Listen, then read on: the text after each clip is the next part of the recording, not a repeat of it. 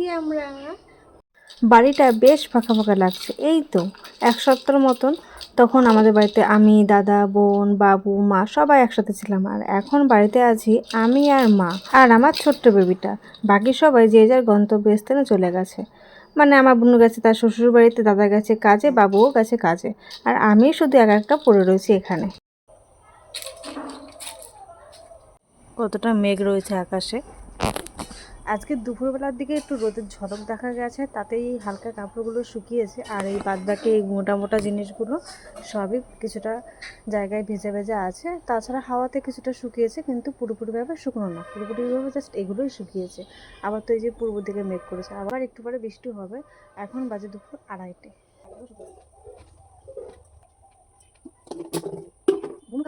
বোনু গতকাল দুপুরবেলা ও শ্বশুরবাড়িতে চলে গেছে, আর আমি আর বেবি আমার মা রয়েছি বাড়িতে এখন।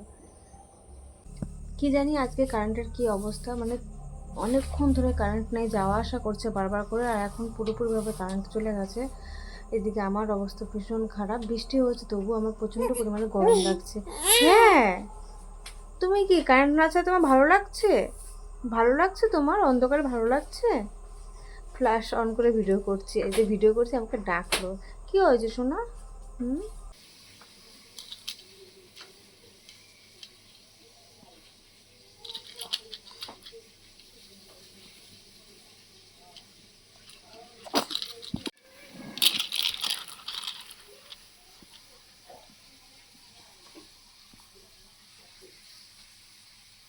এই যে আমরা গতকালকে না তেমন একটা ভিডিও করতে পারিনি, কারেন্টটা চলে যাওয়ার জন্য। সেই কারেন্ট এসেছে রাত 11:30টার সময়, তাই আর ভিডিও রেকর্ডটা করতে পারিনি। তাই জন্য আজকে এবং গতকালকের ভিডিও অ্যাড করে দিলাম। বাইরে ভীষণ মশা, তবুও কিন্তু আমার বাইরে থাকতে হবে, কারণ আমার সোনাটা ঘরে থাকবে না। আর বুনু, দাদা এরা চলে যাওয়াতে আমার একটুখানি অসুবিধা হয়ে গেছে, মানে আমার থেকে বেশি আমার বেবির।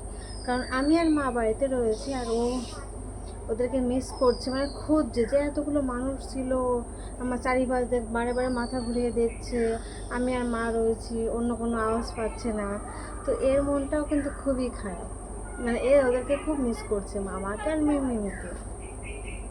গতকাল রাত্রে আমি কিন্তু বুঝেছিলাম যে কারেন্ট না থাকলে পরে কত অসুবিধার মধ্যে পড়তে হয়।